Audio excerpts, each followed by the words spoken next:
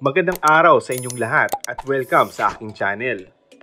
Kasalukuyang nasa Milan, Italy, si Coco Martin para sa Asap Natin to in Milan ng ABS-CBN Global na magaganap ngayong linggo. Umalis noong Thursday evening at puyat nga dahil 3 days straight na nagte-taping ng Batang Quiapo. May mga nagtatanong kung matatagalan daw ba si Coco sa Milan.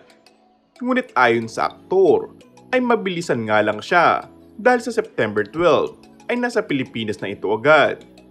Mag-resume rin sila agad ng taping. Bukod sa nasabing serye, may isang pelikulang sisimulan din muli si Coco, ngunit wala pang ibang detalye tungkol dito.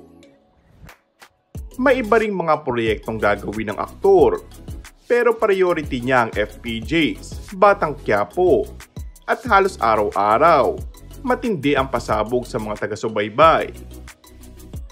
Tinanong din si Coco kung sa pag-alis ay kung mamimiss nito ang kasintahan na si Julia. Namulang nga agad ang aktor at tila kinilig sa tanong ng reporter.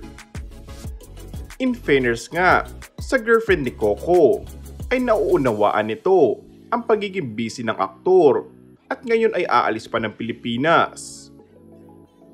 Ang bait nga ni Julia na very supportive sa karir ni Coco at ganun din naman ang aktor kay Julia Montes. Say pa nga ni Coco, sobrang appreciated niya ang pagiging understanding sa lahat. Pag may mga free time, nakikita kami ng mga tao na magkasama. Pagbalik nga galing ng Milan, magpapahinga sandali at siguro magtutuon ng time para sa family. Sana ma-manage ko yung time ko sa work at sa family kasi sobrang pagiging busy, nawawalan na ako ng time sa family. Pahayag pa ni Coco. And that's all for our today's video. Kung bago ka lang sa akin channel ay mag-subscribe at pindutin na rin ang notification bell.